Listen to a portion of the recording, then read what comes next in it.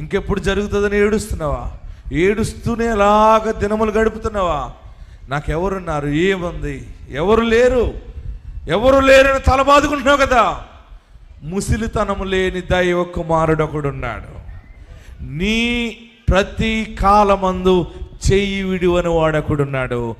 ఆయన సిలువ వేయబడినవాడు, సమాధి చేయబడినవాడు, మూడో దినాన్ని తిరిగి లేచినవాడు, పునరుద్ధానుడొకడున్నాడు.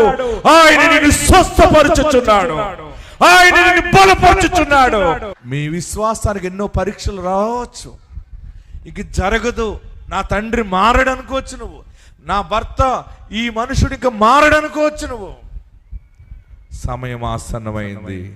దేవుని నిర్ణయ కాలమున కార్యము జరగబోతా ఉంది. అది ఈ నెలలోనే జరగబోతా ఉంది.